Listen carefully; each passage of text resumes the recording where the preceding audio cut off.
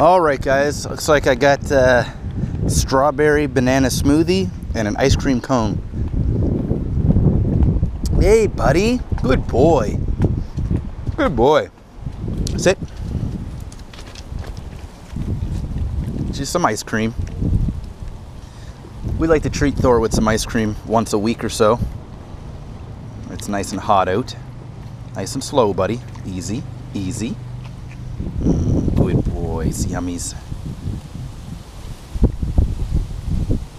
Slow up, slow up.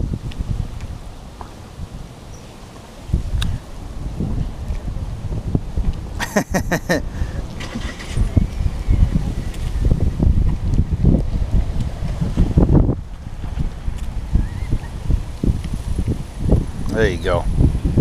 Good boy. I don't really like feeding him the cone. So let me undo you here. Throw this out. So yeah, like I was saying, guys, making some sacrifices. Don't, just because you can play video games, and I mean, this is if you want to really be successful. You know, you have to make some sacrifices in anything in life, whether it's video games or whatever the case may be. But you know, if you really want to make a go at it, this isn't really a part-time thing. Like even the streamers and YouTubers that are really big, they put in a lot of hours to maintain that, because come on, bud, there's always going to be somebody out there that's hungrier than you are, and they're going to work harder to take your spot, right? You see, it's the world of entertainment. It's no different than movie stars. Come on, come. It's no different than movie stars or anything like that, where, you know, one day you're the hot thing, and then the next day you're not as popular as you used to be. So you really have to work hard and reinvent yourself a lot, because eventually you're just going to get old, right? So that's something you have to keep in mind. Always try and do new things, switch things up, take some risks, and if it doesn't work out, then try something new.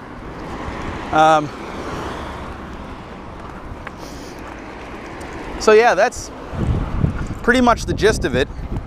You know, work hard, be passionate, make sure you have good audio and video, do it because you love it, and have fun, because when you're having fun, your audience has fun. Also, you have to have thick skin.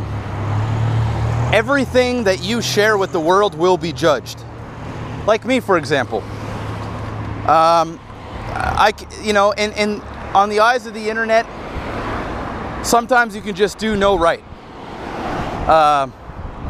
For example, people will judge the way I play games, what games I play, how I play them. They'll judge everything, every part of my life. You know, whether it's my fiance, my dog, the fact that I feed my dog ice cream, you know, as a treat. You know, somebody will say something about it. Somebody will always say something about everything that you show on the internet. If you can't take it, you don't, this is not the job for you. This is just not it. So you have to be prepared to have every part. Stop pulling. Sit. Stop pulling. You have to have be prepared to have every part of your life judged that you show, you know? And if you can't do that, then this isn't it. This isn't for you. Sit. And if that's the case, then, you know, maybe this will just be a hobby for you, but it's most certainly will be a hard time being a job, as if you're going to catch feelings over everything, it's just, it's not worth. I mean, I've had death threats. I've had people message my fiance, say nasty things. I've had hate mail. I've had racism. I've dealt with it all.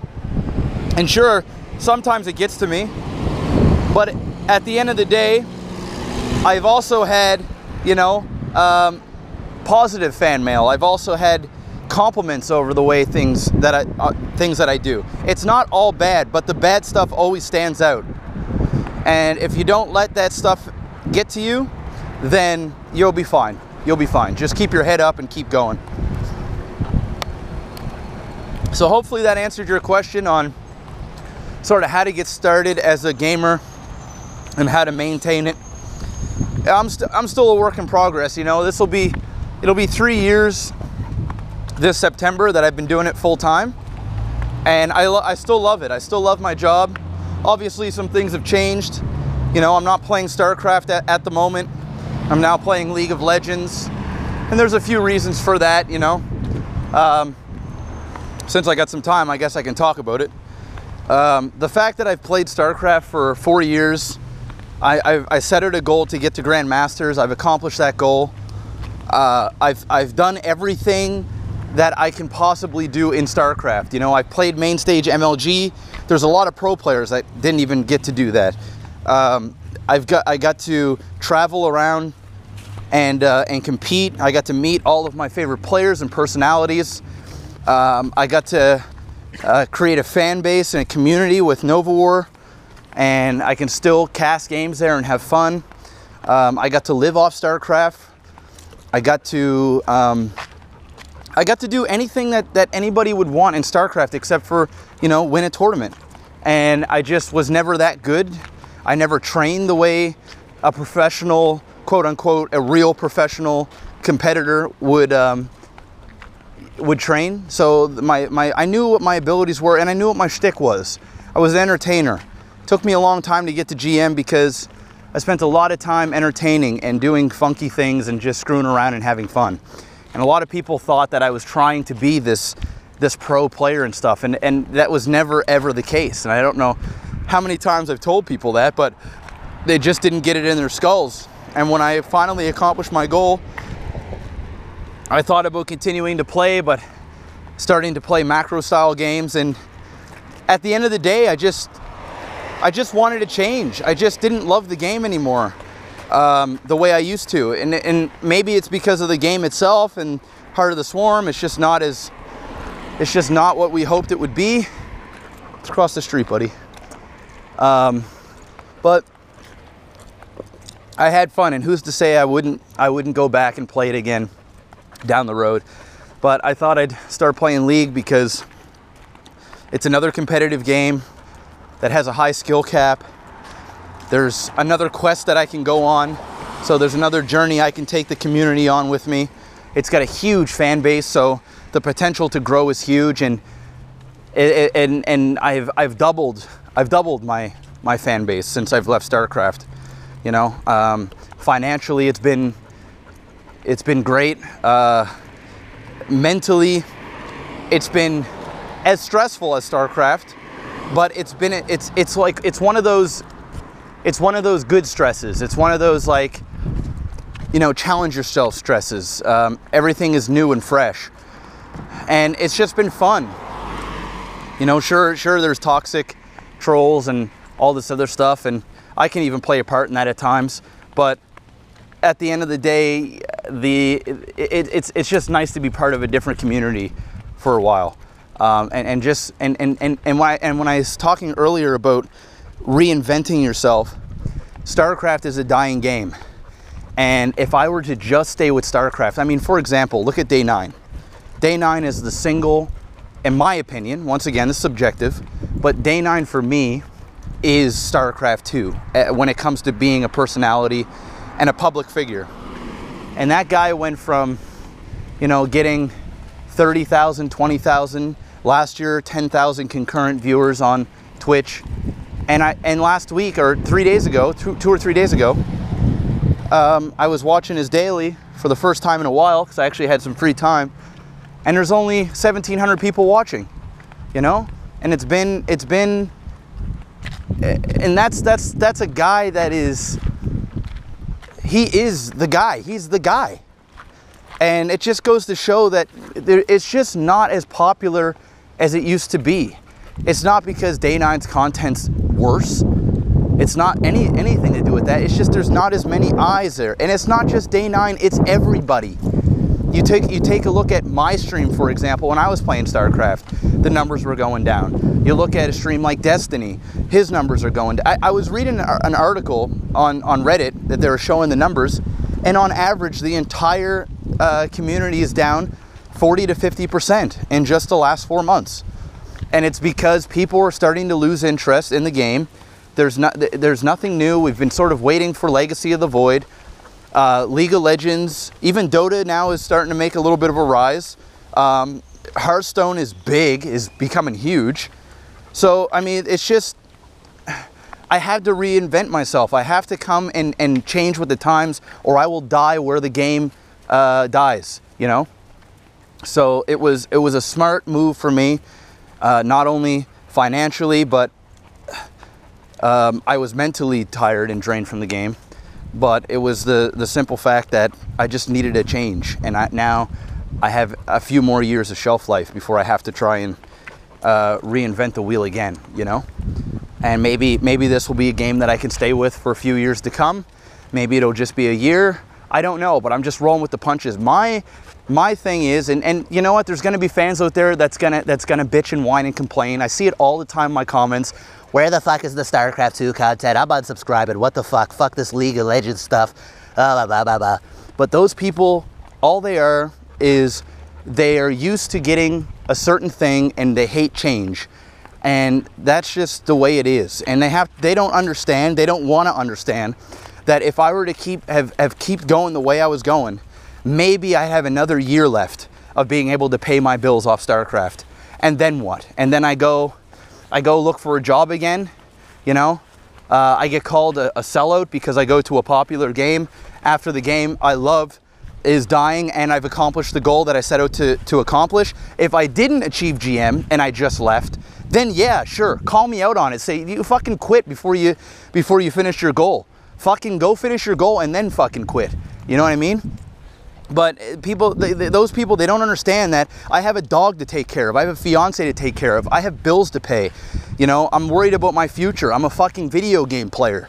You know what I mean? Sure, I invest my money, I save for my future and stuff like that. I'm not an idiot about it.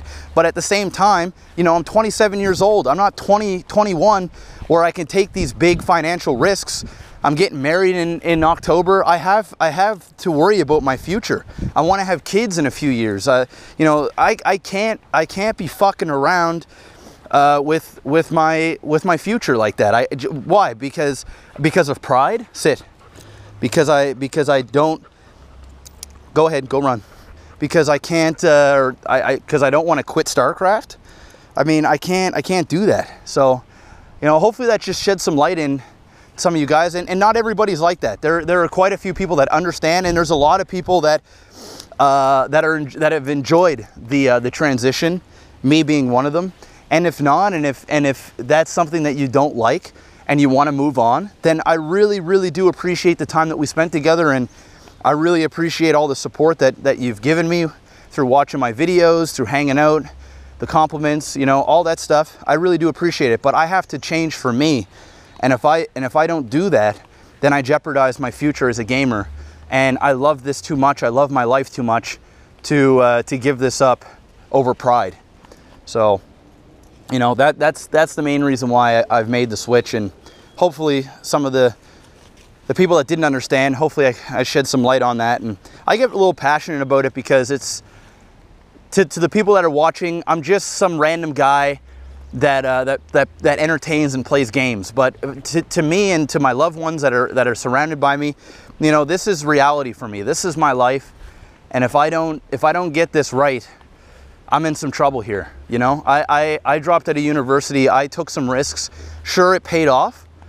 You know, and I'm putting things in place so that it'll pay off even longer term, and I'll be able to transition into other things. Like I said before, I want to get into real estate. And or maybe get into some voice acting, work for a video game company. You know, I can get into radio. I have quite the portfolio now, so that, come on, get out, that I can transition into doing different things in the entertainment world. So, you know, I'm scared. You know, I'm scared. I'm human. I'm scared. I'm scared of the future. I don't know where things are going to be. You know, I know Twitch TV's blowing up. I know that the video game industry is really getting big and stuff like that, which is exciting, but it's unknown. And that's also one of the things about being a full-time gamer is you just don't know. You just don't know where things are going to turn. So if you're young enough, you've got a little bit of money in the bank for a reserve and you want to chase a dream, go for it. Take, you know, give it 120% and give it a year. And if it doesn't work out, then maybe, you know, because the reality is this entertainment is not for everybody. Not everybody can do it. Not everybody has the personality to entertain people. Some people are just straight up boring. They just sit there and do nothing. Oh, excuse me, hiccup burp. They just sit there and do nothing. Thor, come, want a stick? Want a stick? Come on. Come on, buddy. Yeah, some people just sit around and do nothing, and those people, that's fine. But you have to, in order to get a big audience, you have to be godlike at the game. So like there are like pro players that don't talk, they don't even have a webcam. They just play games, but they do it at such a high level that it's entertaining to watch. Guy like me, I play at a, you know, medium level in League of Legends, and I have to entertain, because if not, then why are they there? So yeah, guys, that's hopefully that answered some questions, and it kind of gave you some insight on sort of the things that you have to go through trying to become a full-time gamer, and some of the stuff that I've gone through and continue to go through on a regular basis. I'm going to shut off the camera now. I'm going to finish the rest of my strawberry banana smoothie, and I'm going to take Thor home and go home and get ready to play some video games. So thank you very much, guys. Hit that like button and subscribe, all that great stuff, and I'll see you on the next vlog.